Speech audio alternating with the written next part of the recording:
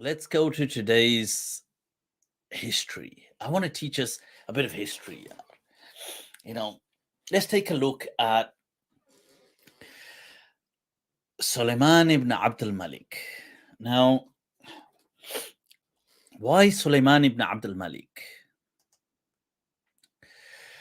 So, first of all, let me bring this up. Those of you that are just tuning in, people, right? Okay, that's it.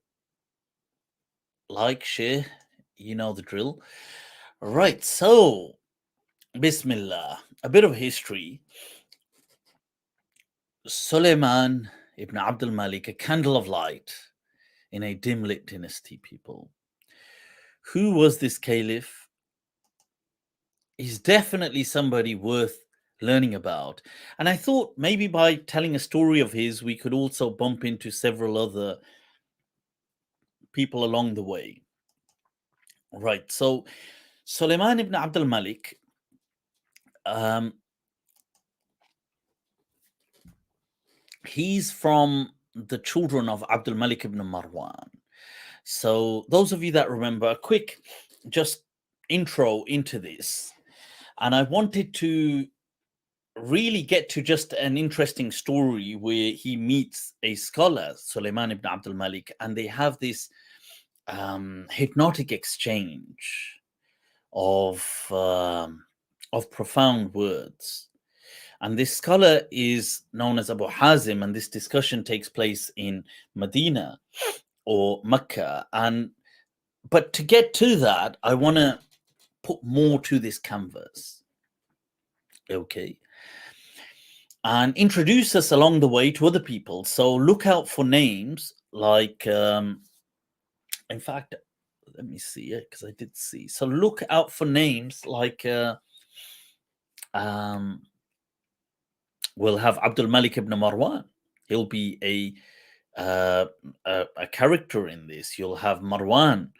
And think, when I say these names, maybe if you want, jot them down, research them. If you're interested, explore. Look out for that. There'll be in this. We'll have Abu Hazim, obviously the scholar Raja ibn Haywa will be introduced to him. Who was he? Umar ibn Abdul Aziz. What a profound caliph. What's his story? Even though, but we'll bump into these characters, and the reason I'm saying this is because they will be connected at other levels. Hajjaj ibn Yusuf al-Thaqafi, Muhallab ibn Abi Sufra, Muhammad ibn al-Qasim al-Thaqafi. Interesting people, and you can connect them separately, research them in your own time. So, okay, people, let's look at the landscape. Those of us that ain't familiar, we know that after the Prophet ﷺ, there was the Khilafah al-Rashida, which is the Khulafa al-Rashidun, and then you've got Hassan radiallahu an, and then you've got Muawiyah.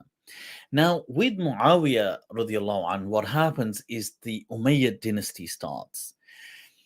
But it kind of goes from Muawiyah, mainly it's just him, starting with him within his own immediate family, and then Yazid, which is a terrible instance, and we've spoken about that in the past as well.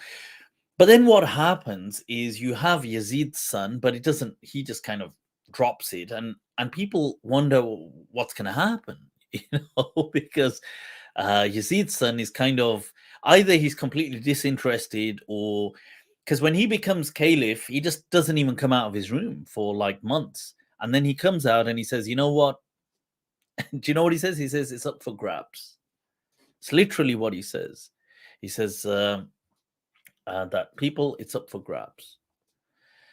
And people are thinking, whoa, okay, is it? And so the close household of Muawiyah, Yazid, and all these people, they, for example, their cousins and so on, that kind of immediate clan, think, look, whoa, before this gets out of hand, let's grab it.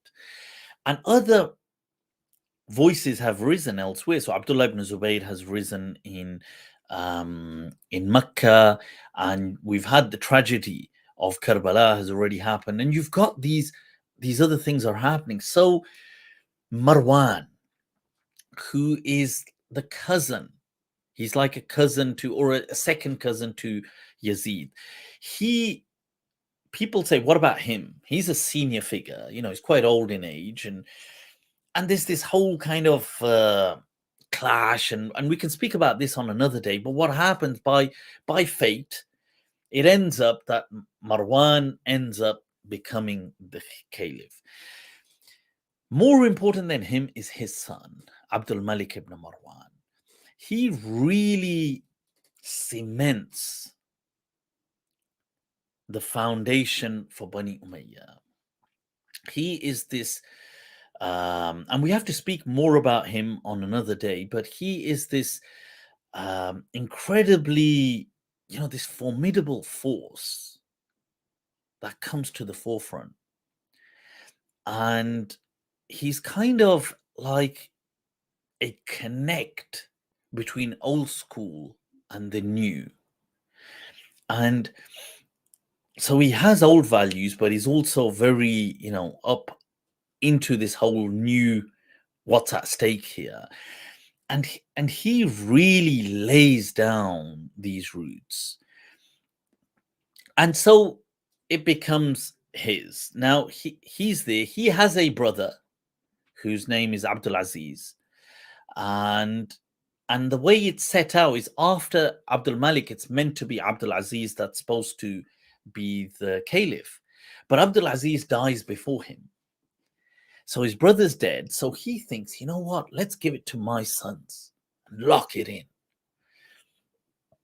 So what he does is he tells people, I'm going to give the caliphate to my, and he's got a bunch of sons, Walid, Sulaiman, Hisham, Yazid, and a few others as well.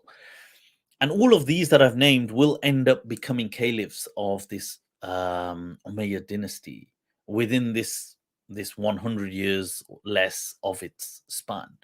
So what he says to Walid is that you are going to take control after me. And he's very strict, by the way. And he tells him that, look, I don't want no, this or that. He says, anybody that's not firm with you, and he kind of hints that chop his head off. Like, you need to be absolutely firm.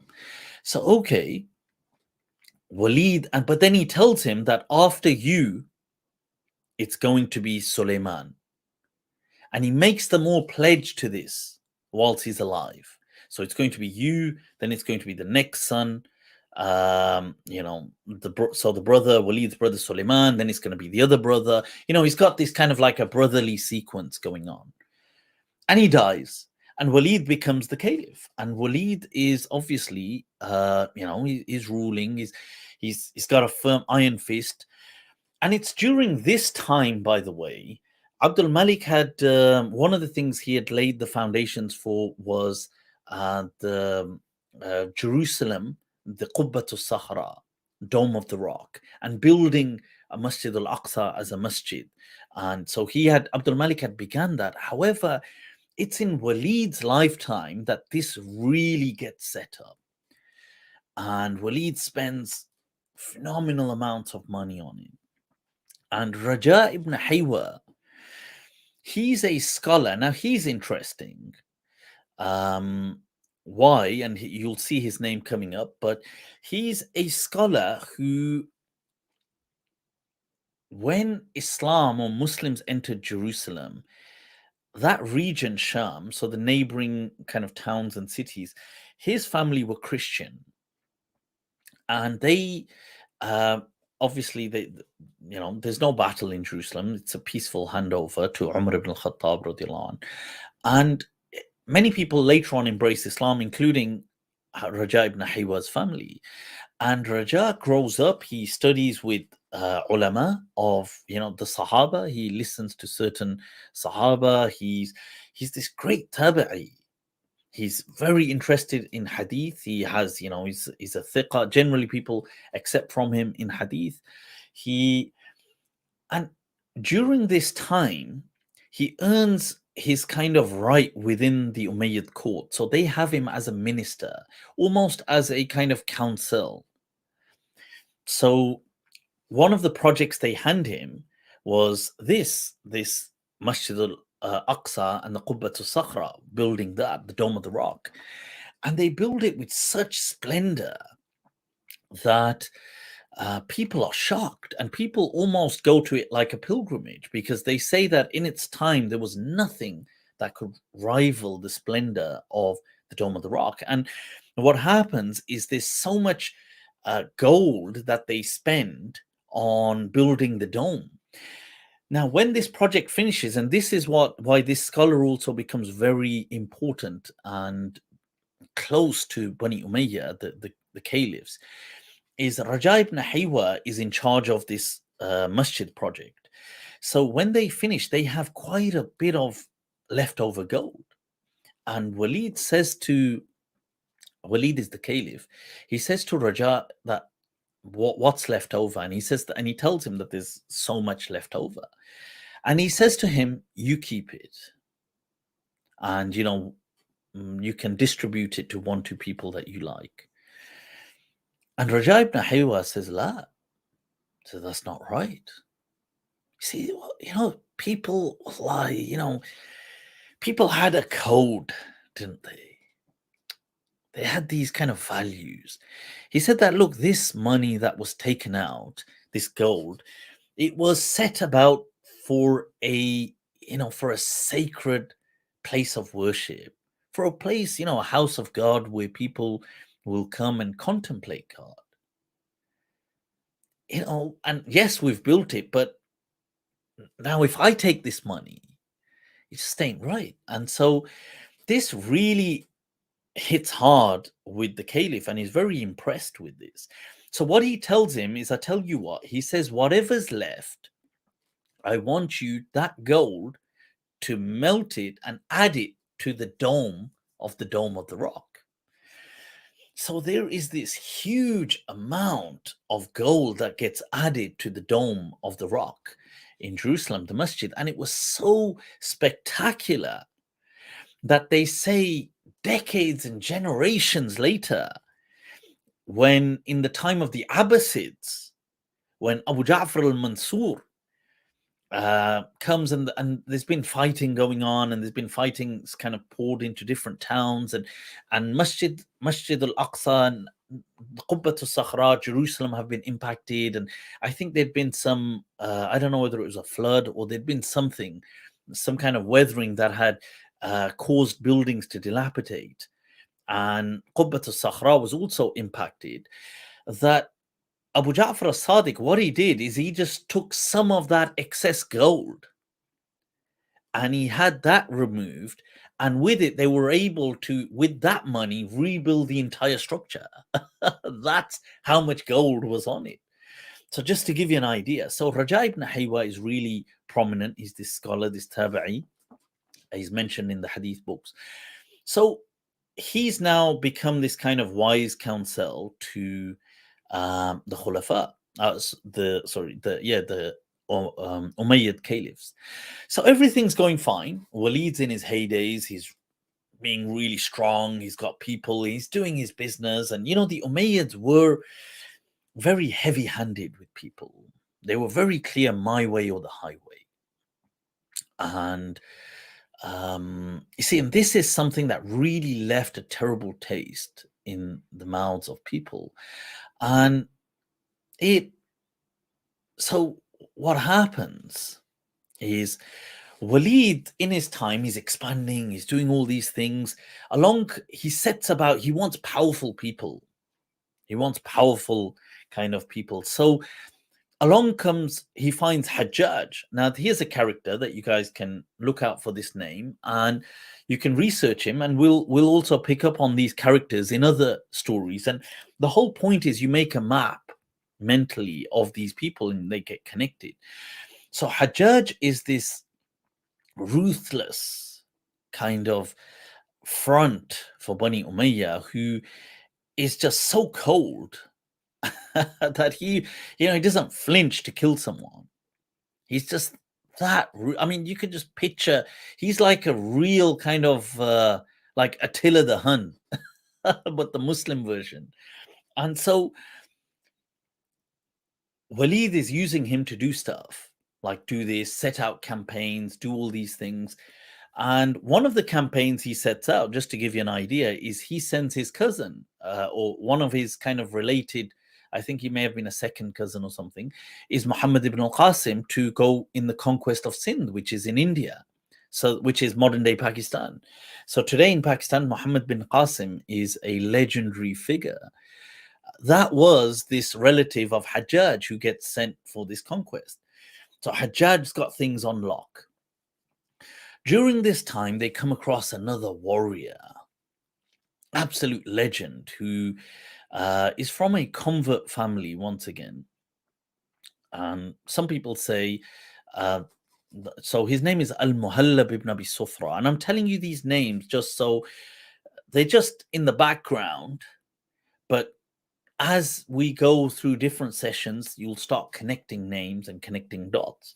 Now, Muhallab ibn Abi Sufra, he is, some say he was a young boy. Sorry, his father was a young boy some say in the time of the Prophet ﷺ or just after. And so he would have definitely been born in the time of the Prophet ﷺ, but maybe he didn't meet the Prophet because he's just a little boy. So Abu Sufra is one of those people. As a side note, here's a footnote that's quite interesting, is when in the apostasy wars, some of the people that rise and rebel, they are obviously stopped and they are suppressed, and it's kind of quashed, but they get caught. So these people, they captured, and amongst them is Abu Sufra, but he was just a little boy. And Abu Bakr puts them in the house of this person in Ramla's house. Her name is Ramla bint al-Harith. Puts these people held captive in that home.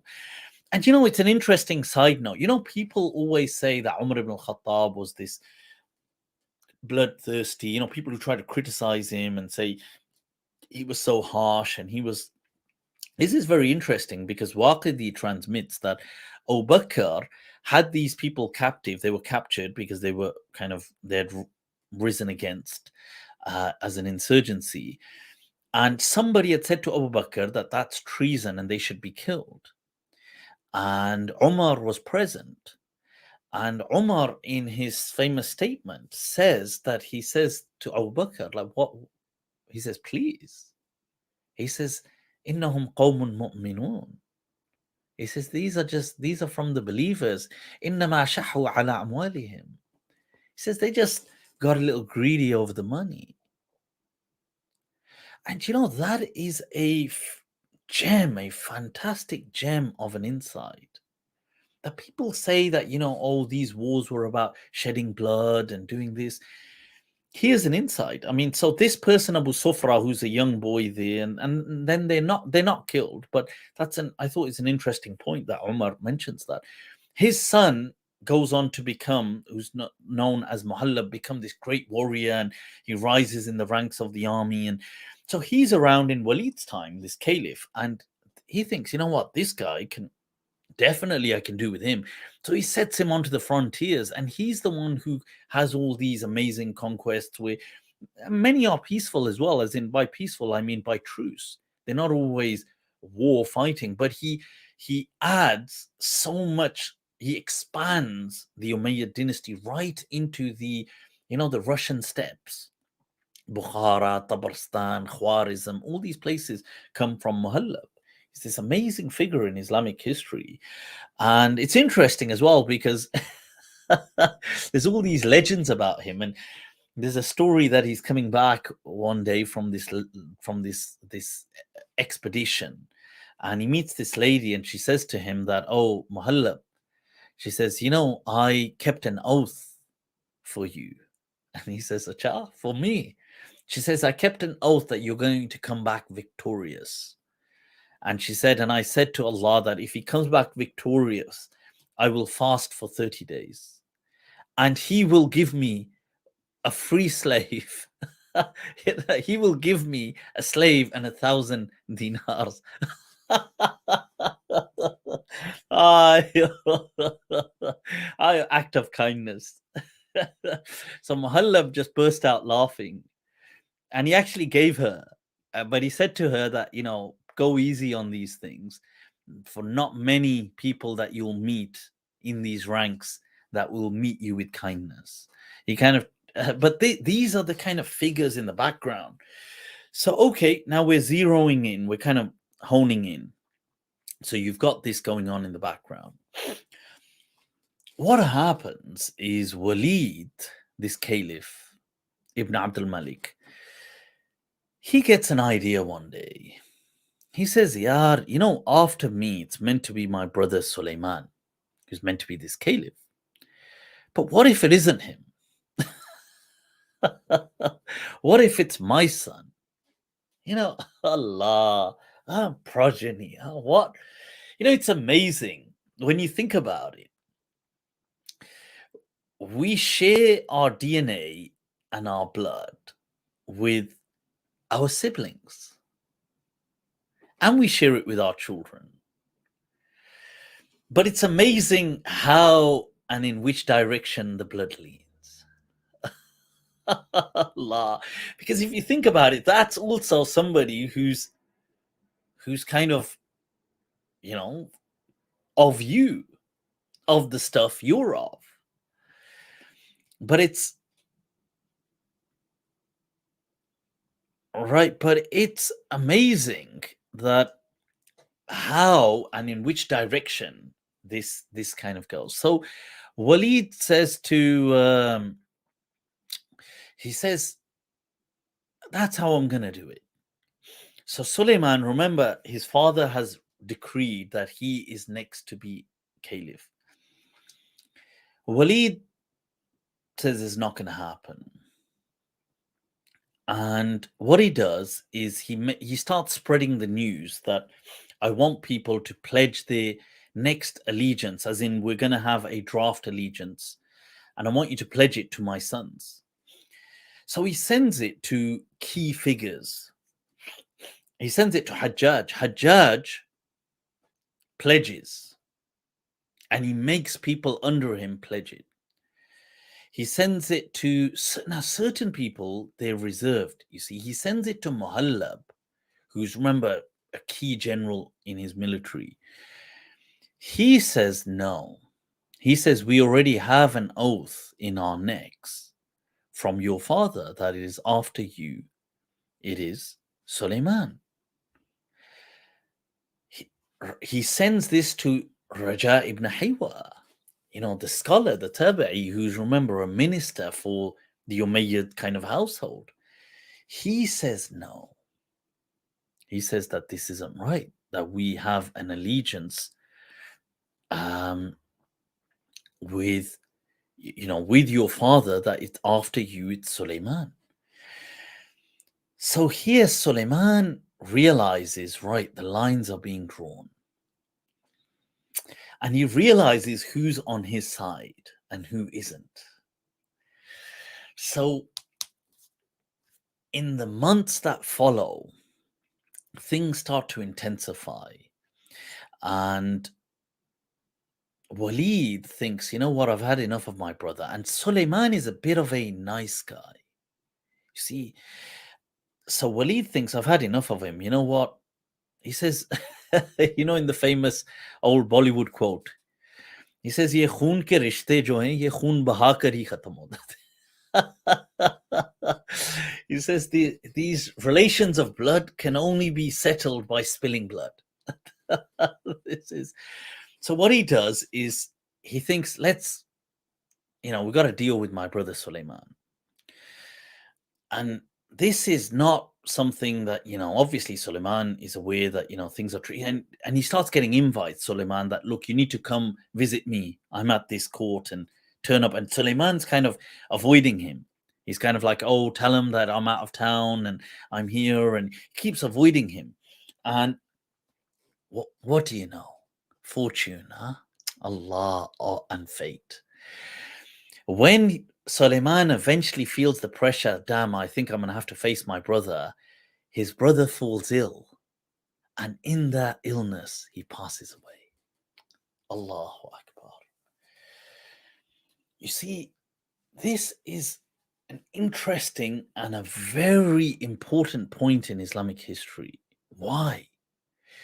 Because Suleiman, he once again goes on to kind of kindle the lamp of hope for the Muslim legacy. And you'll see how. So Suleiman, as soon as his brother passes away, people around him start pledging allegiance to him because this was already decreed by his father.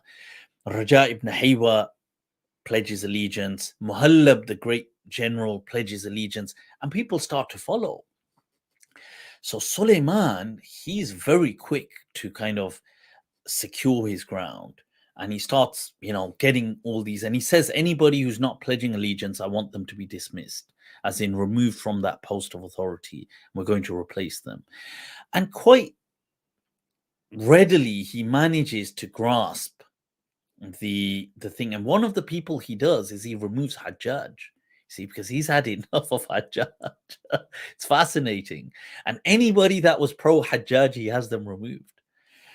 And so he manages to secure this kingdom, but that's not it.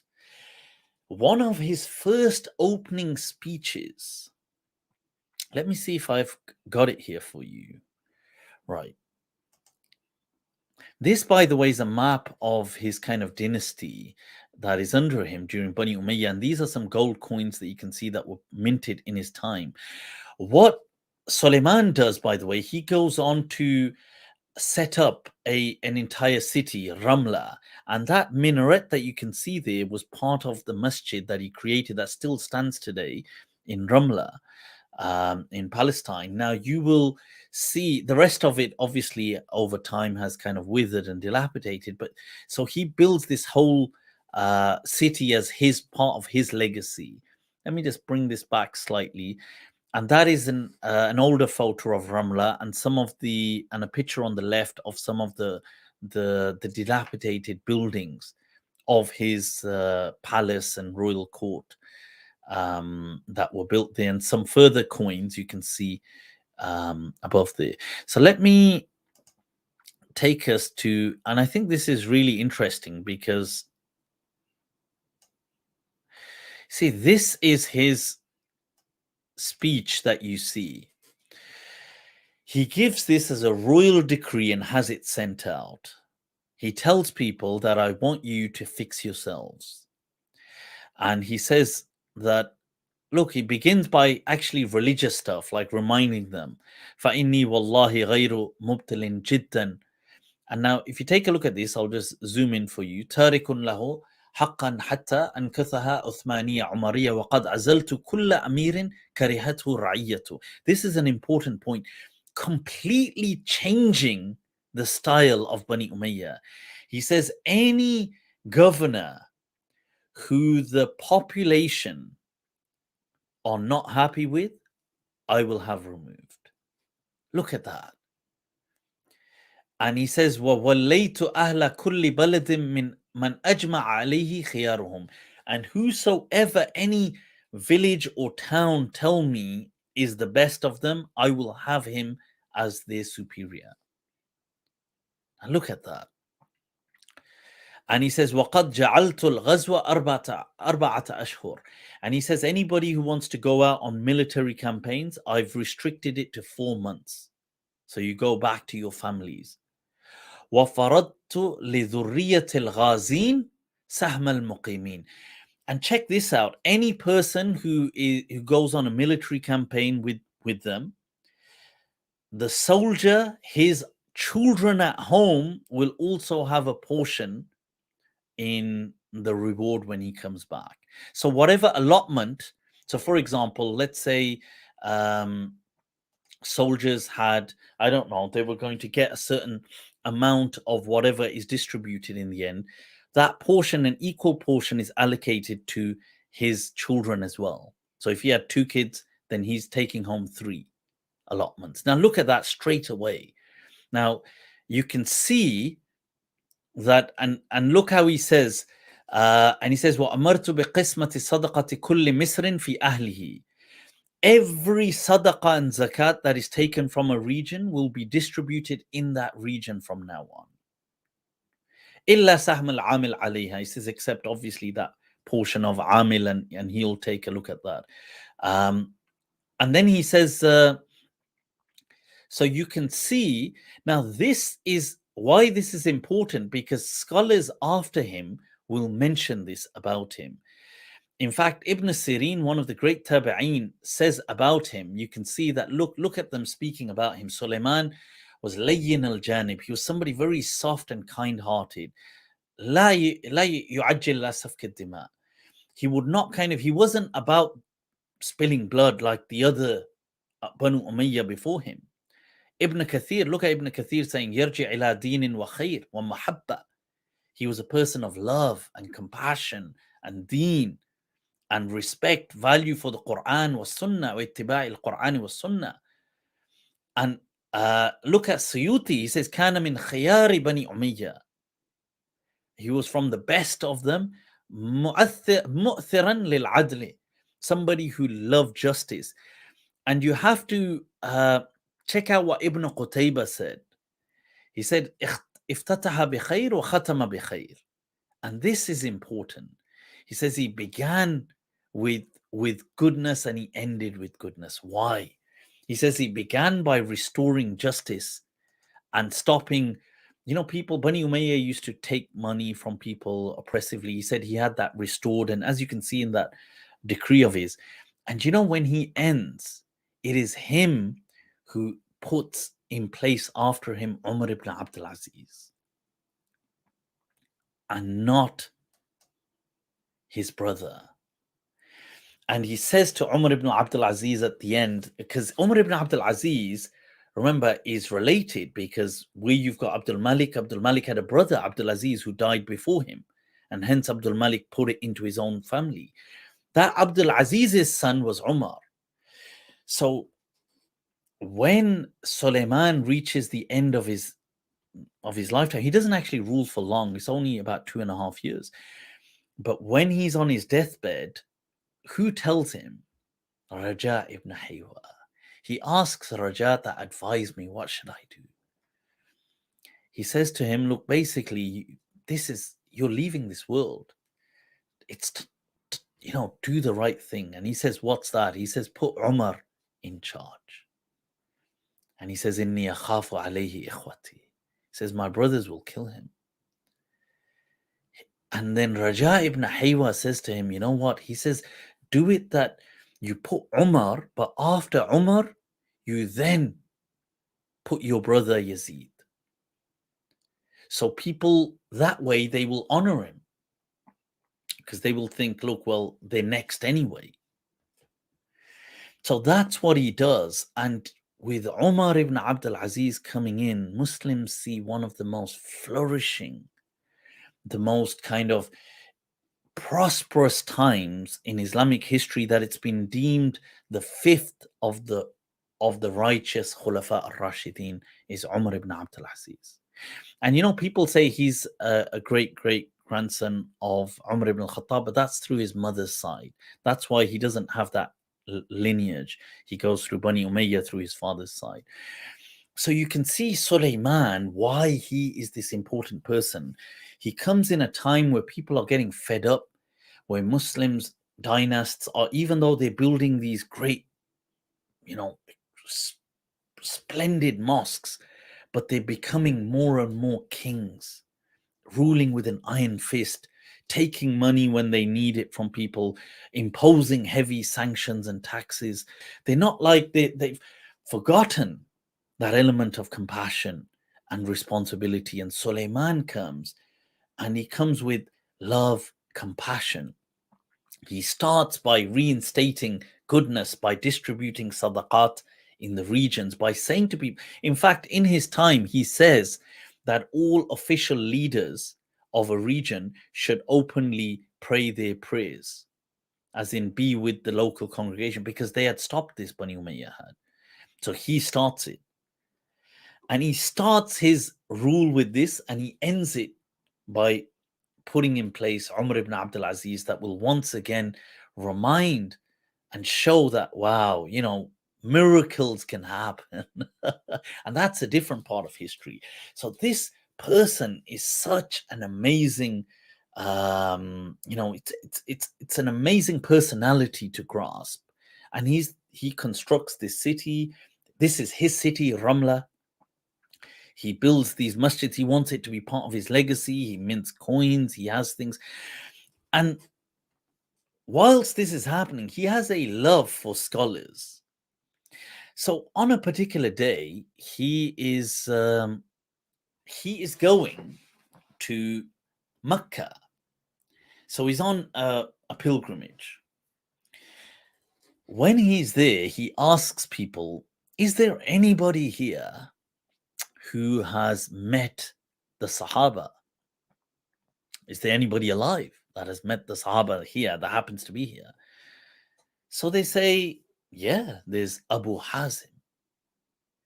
And Abu Hazim, people, I've mentioned, he's a tabi'i, somebody that is Qurashi in essence. He's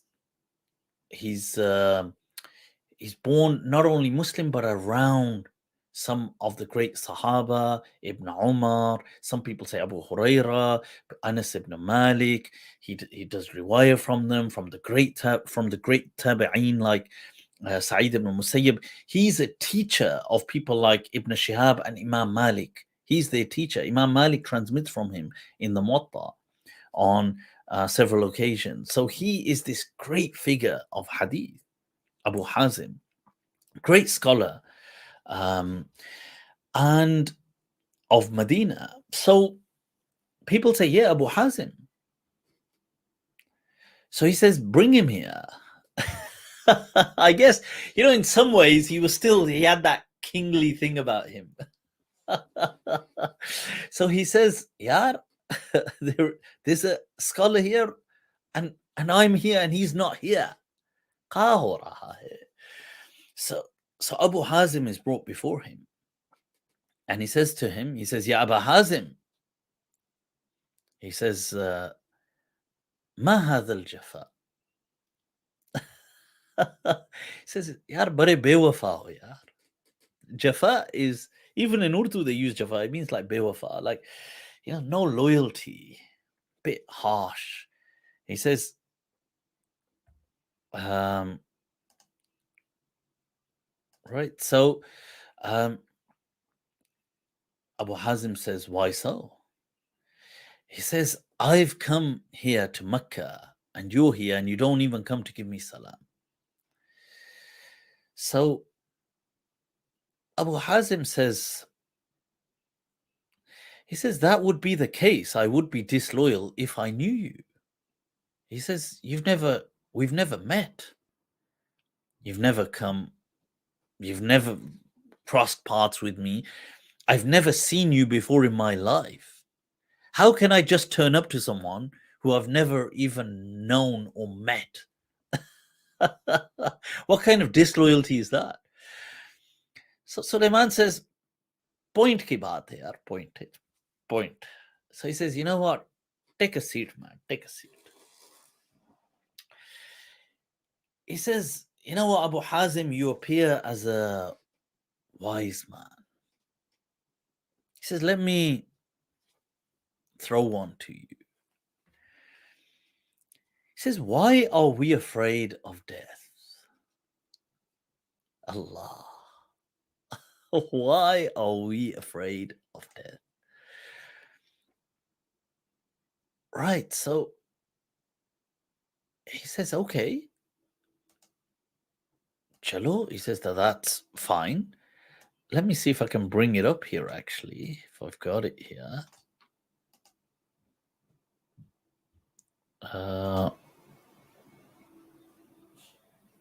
No. So,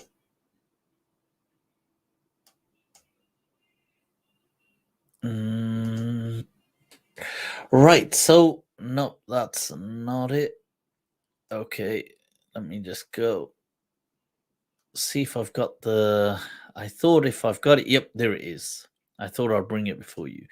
He says to him that, look, why are we afraid of death? That, what is it that frightens us? Lima, he says, ما لنا نكره الموت. قال لأنكم أخربتم آخرتكم وعمرتم دنياكم فكرهتم أن تنتقلوا من العمران إلى الخراب. He says that's because, he says, simple. He says, because you've really decorated your lives, this worldly life, and you've ruined your akhirah.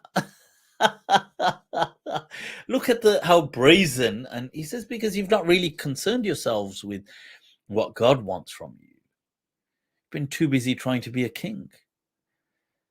And obviously this strikes, this kind of brazen attitude. You have to remember, people don't speak like this to kings and caliphs. And he says to him, Sadaqta. He says, you've spoken the truth. He says, فَكَيْفَ الْقُدُومُ عَلَى اللَّهِ. He says, so how is it? So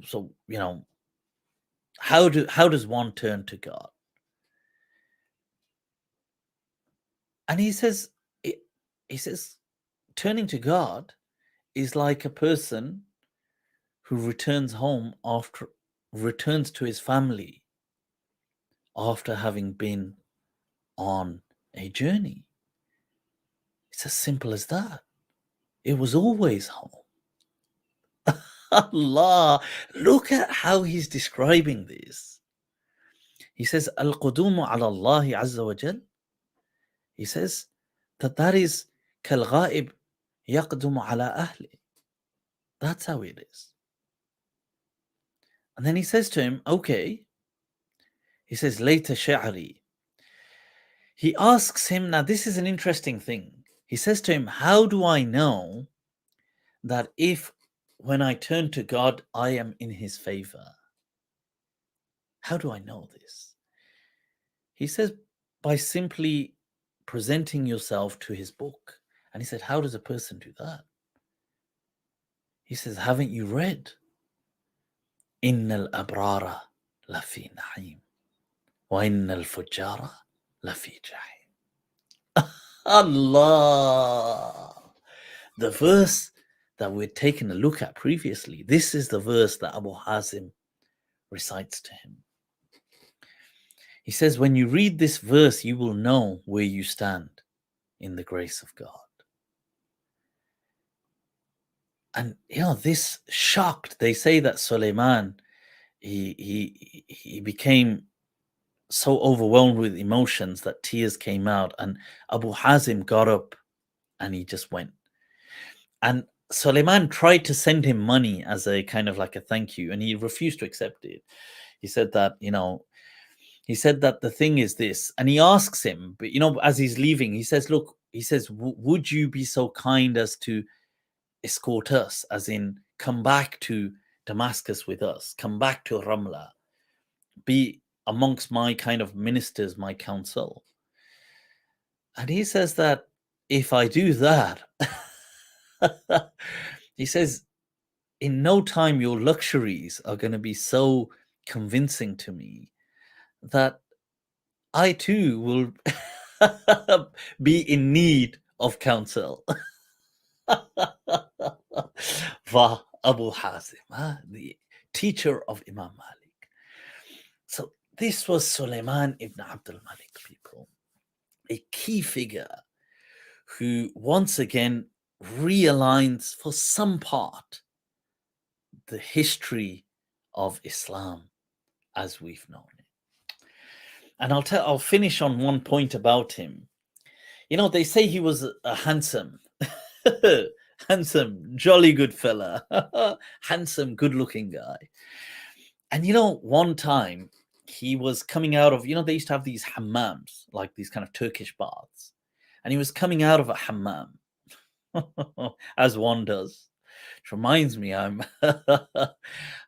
need to, I long for the steam rooms, right? So he was coming out, and he's in the palace. He has this, this kind of hammer. He comes out and he sees in the mirror, he sees himself in the mirror. He says, and ajabahu nafs,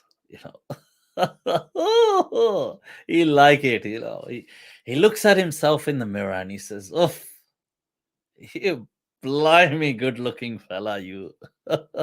He gets really, in a moment, sometimes in a moment, in a delusion of grandeur, somebody might look at themselves. Normally they might look at themselves, we might look in the mirror and go, is that me again today? But sometimes upon occasion, we might kind of look and think, I don't mind if I say so. Delusions of grandeur, they happen to the best of us. What's Jigar Muradabadi says,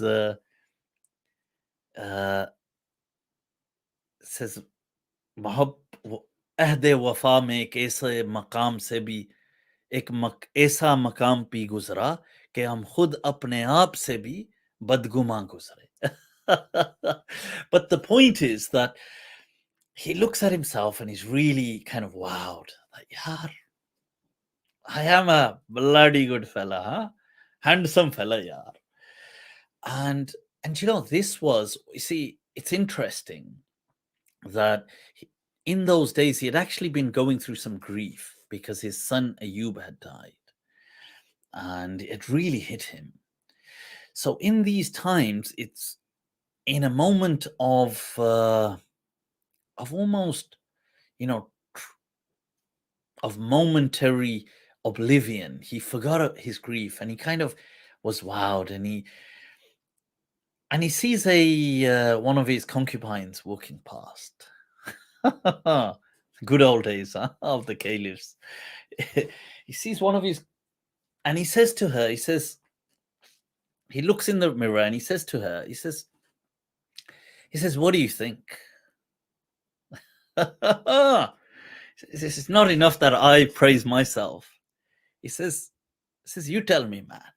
He says to her, what do you think? Any faults? Allah, Allah, Allah. لِكُلِّ شَيْءٍ إِذَا مَا تَمَّ نُقْصَانُ. Allah.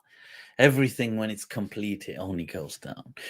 So he asks her, can you see any aib? He says, can you see any faults? So she looks at him and she says, up.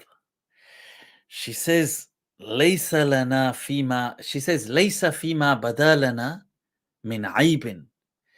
Says there's nothing, there is no, from what we see, there is no aib. عَابَهُ النَّاسُ غَيْرَ أَنَّكَ فَانٍ. Except the blemish. She says there are no blemishes. There is no aib, no fault, except the aib of mortality. That you will not be, that you're not something that is eternal.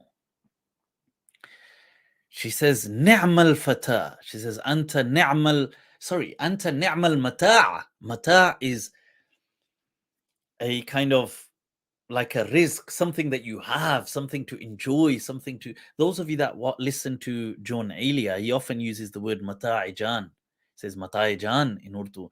This is this Arabic word mata', which appears in the Quran as well. Something that you have that you can enjoy. She says, ni'mal mata' ant law kunta tabqa ghayra an la baqa'a lil insan. Allah. She says, you would be the most outstanding, amazing enjoyment of this dunya if only you would last, if only you were immortal. But no insan, or all insan, and every insan must perish. Allah. Wow. Laysa lana, or لا ليس لنا فيما ليس فيما بدا لنا عيب عابه الناس غير أنك فاني أنت نعم المتى لو كنت تبقى غير أن لا بقاء للإنسان. You know, even the concubines in that day and age, what wisdom, yeah. Banda, you know, like such listening to such person could just be like, yeah, this is enough as a sheikh to guide me in this path. Huh? Such wisdom. They say that, you know, when she said that to him, it hit him. Suddenly he had this, you know, sometimes a person says something and it strikes a tremor, that they say he suddenly became like he had this awakening tremor of his mortality, just suddenly, that he thought his own frailty. And from that night, you know, he'd come out of the steam room, that kind of hammam, and he was in the mirror just looking at himself. And he said this, from that night, he fell ill. And in that illness, he died. Allah. You know, the frailty of insan. And also in many ways, his mindset. You see, they say that we are as strong that and we can endure as much as we can will. But when a person throws the towel in, metaphorically,